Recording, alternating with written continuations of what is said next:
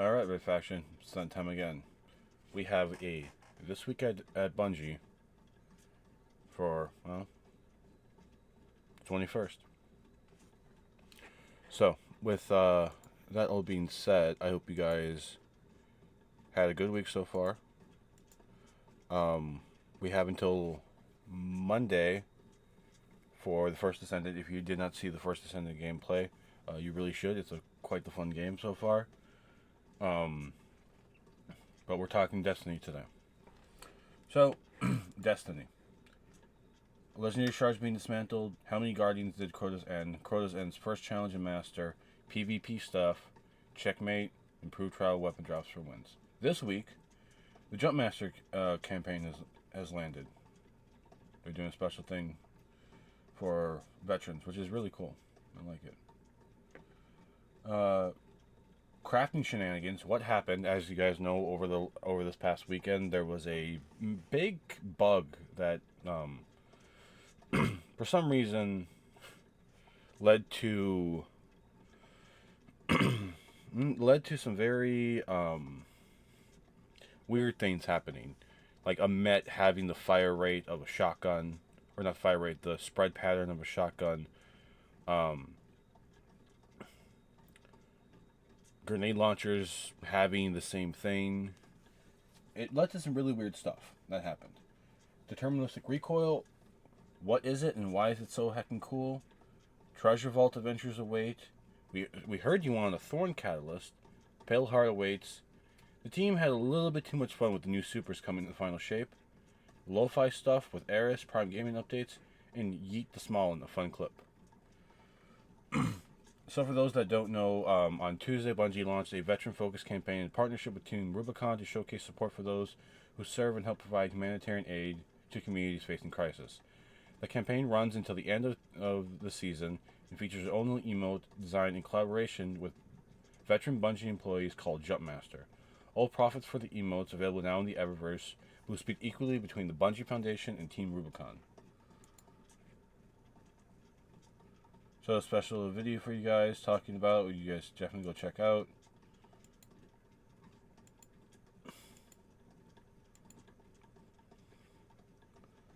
Yep. There you guys go. That's what the emote's like. In addition to the emote, the Bungie Foundation premiered their Clearing the Path film, an emotional story that highlights the partnership with Team Rubicon, a special wildlife mitigation operation Bungie employees and veterans took part in, as well as a personal story from one of their own veterans. Take several minutes to watch it, and all that stuff. In last Tuesday's blog post, there's the emotes and everything, the pin as well. So here's the stuff they're gonna get into. Hey Guardians, this week has been a week. Am I right? As some members of the community have dubbed it the crafting, the issue that allowed exotic and legendary weapons via crafting to be Frankenstein into something ungodly and powerful that was certainly a doozy. While fun for a while, our priority was always to ensure the long-term health of the game. So our teams work hard not only to get the appropriate fixes in place, but also to communicate with each of you each time strides towards a fix were made. We saw a lot of players ask, why not just do this? And we thought this might be a good opportunity to show why issues like this aren't always as simple as they seem. To continue with the transparency, we got some folks from various departments that worked on the issue to give you a little peek behind the curtain, so let's dive in. A previous bug allowed stale data from other crafting recipes to bleed over, which allowed crafty players to move traits from one recipe to another. We learned about this problem on Friday and worked over the weekend for both a short-term content fix and a long-term code fix. At Bungie, we say that teams are stronger than the heroes, and this was exemplified with this weekend's work. Engineering, design, test, and leadership were all involved every step of the way. For our short-term fix, we have a live update process, which we use to modify content in the live game. However, content and code are two different things. The bug itself was in code. While we worked on both solutions in parallel, we prioritized possible content-only solutions that would fix enough of the issues to give us more time to work on the code. Other than only supporting content changes, live update process, loop, also has certain limits. Loop have limits on the amount of content that can be changed. However, We do not have the method of predicting the size of each element of the content fix. This required us to build a live update which contained the changes and then see if it was above or below the size limit. Loop also only allows us to modify existing content. They do not allow us to add new content objects as a part of the fix. We can update existing text in an Excel sheet, but cannot add new rows. Loops only support changes that affect the UI in specific ways. Only a single loop can be active at once, and we have to include all the new and previous loops changes as a whole. Due to limitation number 1, we knew that we need to constrain the size of the loop. However, the scope of the problem was vast. All crafted perks were potential problems, as well as every crafted weapon. We obviously do not want to disable every weapon in the game, so we decided on 2 options. Disable crafted or enhanced weapons, disable perks from being active on crafted or enhanced weapons. The first step was to create gating logic that would only apply to perks on crafted and enhanced ones that could easily be toggled on and off in case something went awry. Since we can only edit existing content and not add new content objects, and we need to support both crafted and enhanced weapons, which are quite different in their internal construction, this logic took a while to create and test. After a number of false starts, we landed on a working set of logic that incorporated both options and began to evaluate them in the test environment before pushing them to the live game.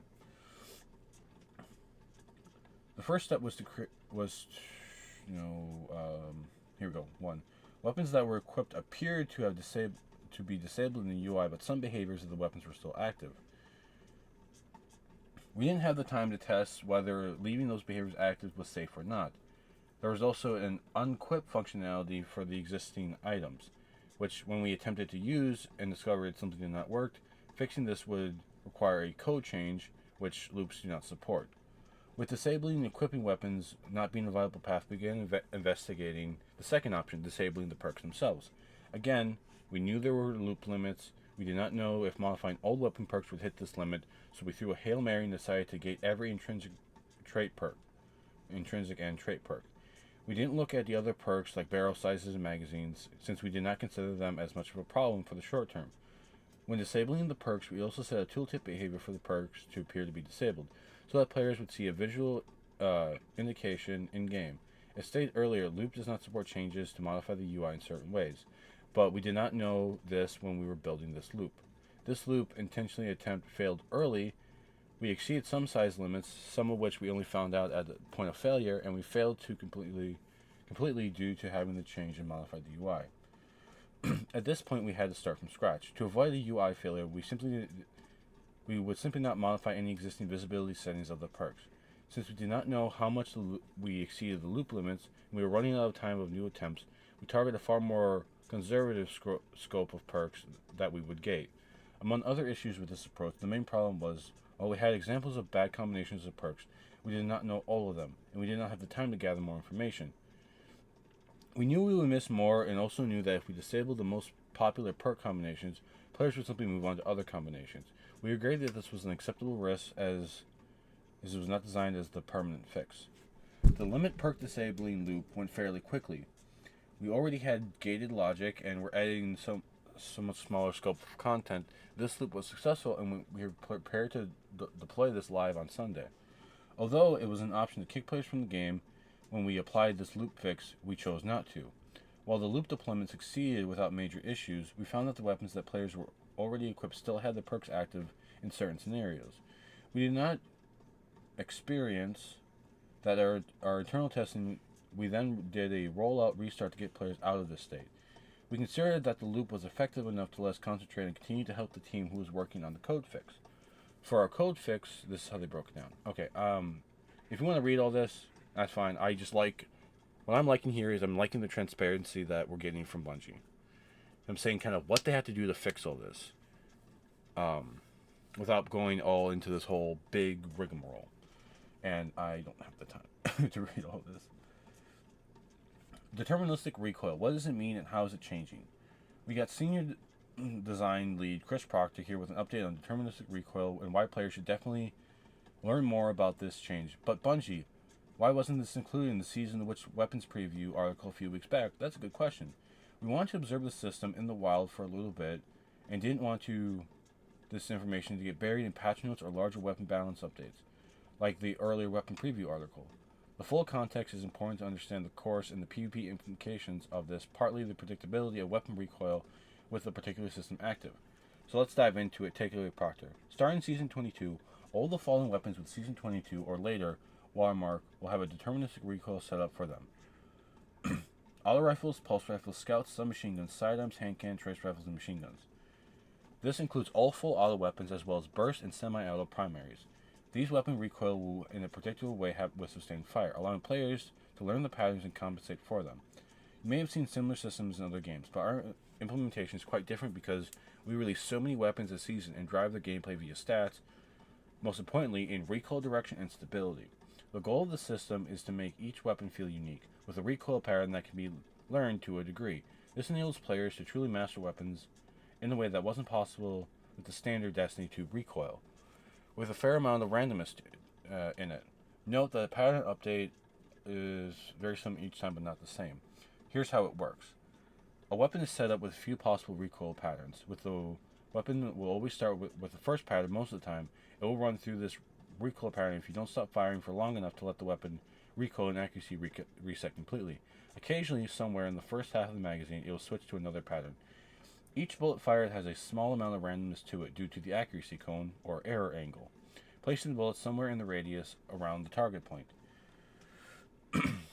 The entire pattern shifts left to right depending on the weapon's recoil, with higher recoil direction, having smaller horizontal spacing, but even... Okay. This video shows the Abyss-defiant high-impact thing with 86 recoil and 25 stability, firing with no compensation for recoil. So yeah, you can see the heavy recoil and everything. There's some randomness to it, but the pattern is generally the same. It has this boom, boom, boom, and then you kind of see it go back up.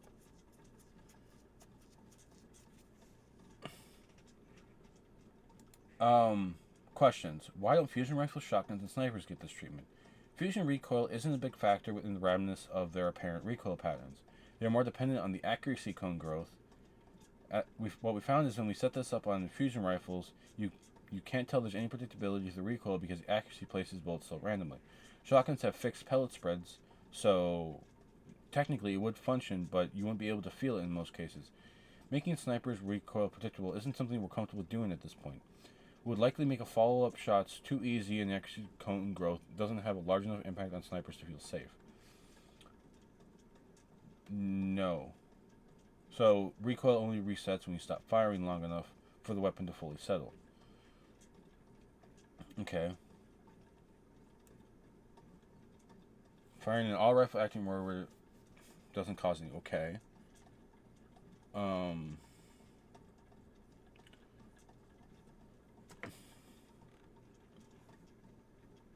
A server-side flag to disable this feature so that if we encounter issues, we revert. So if we start seeing too many problems on the server side, it might... Okay. Curiosity may kill the cat, but what about the Guardian? You've been exploring the Spire so much that you discovered its deepest secrets, a mysterious arcane chamber where Savathun turned your trickery into power. You're free to explore, but try not to become a victim of your own curiosity. Pay attention as you make your way through the season. Okay. Some surprises. Okay. What's a controversial Halloween candy in Destiny 2? Candy thorn.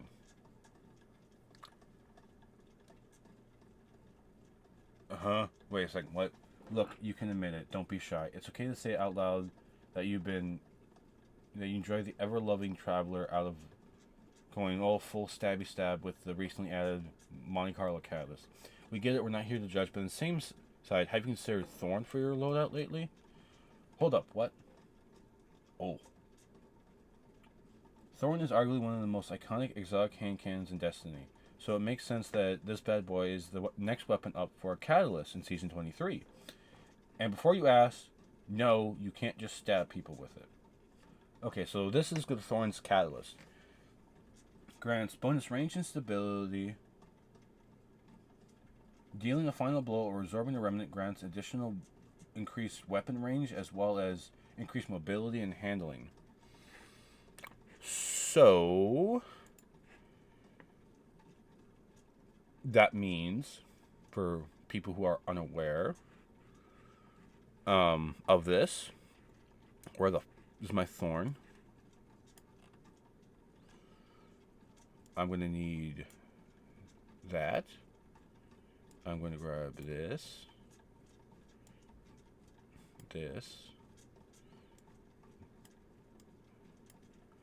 We are going to be playing around with using the thorn on Monday. So Monday, Coyote's going to be a thorn in your side.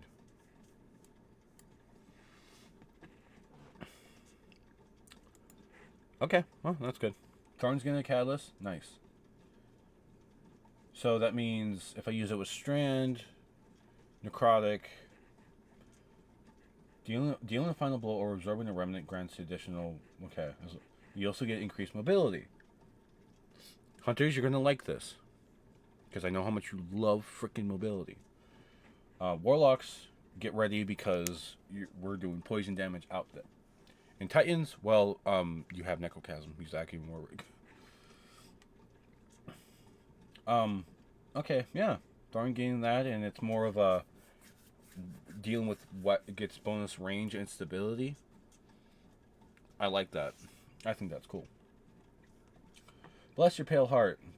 Being inside the Traveler, taking a look at what's inside the Traveler. During the Destiny Showcase earlier this year, we shared the first look at 3 new supers. Twilight Arsenal for Titans, Storm Edge Hunters, and Song of Flame for the Warlocks. Which is, let's be honest, that name sounds cool as heck. Yeah. That is going to really make me want to use Solar again. Because it's going to be less about standing in a well or having a giant flaming sword, which is cool as it is, but to just have the ability to have a super active while using my weapon, and it makes my melees better and everything. Yeah. I like it. So this is what it looks like. The new Warlock Super and Aspect. A developer gameplay preview. So there's our little solar buddy. We activate that. Get heavy charge on our melee. When you throw the grenade, it acts like a Firebird. I can see myself using this with my Poison Thorn build. Or using it... Yeah, I could really see using this with my build. And when you use a solar weapon...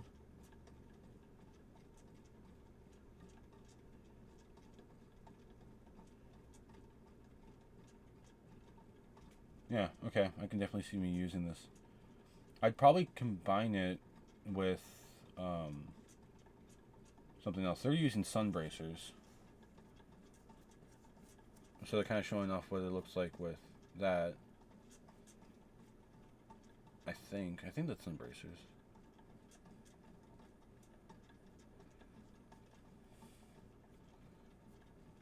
Maybe they're going to change the sun bracers looks.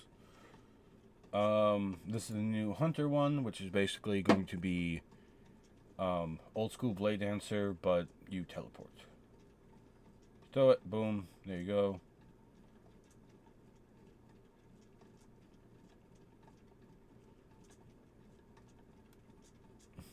Okay, so you can do the slide and then go right into the tornado.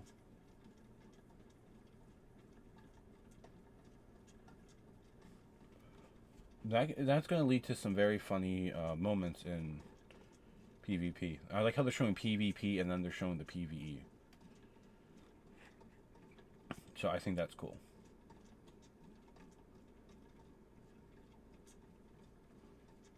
And they're showing this in the most recent dungeon that we had.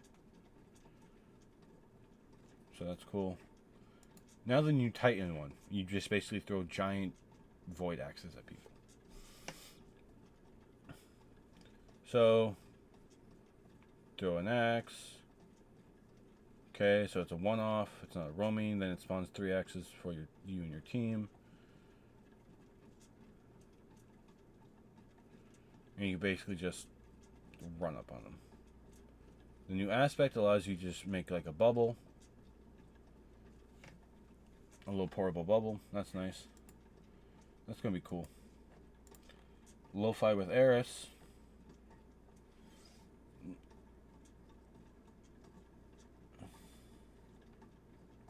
So this is all the rigging they do, like when she grabs her tides, which is really cool.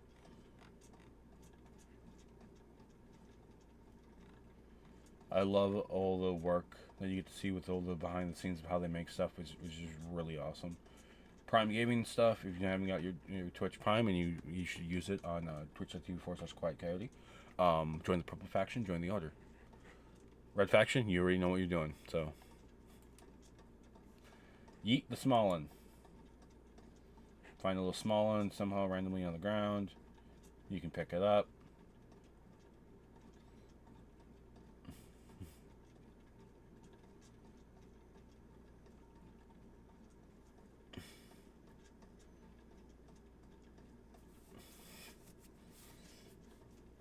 That's really interesting. Now, throw it.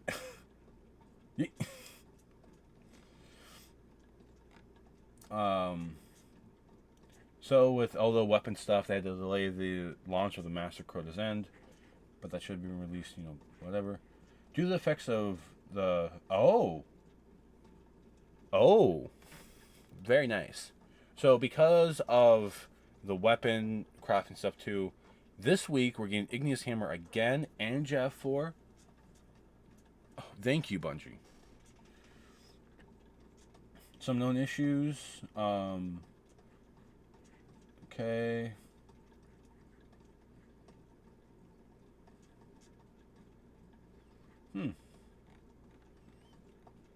Some movies and arts of the week. And that's it.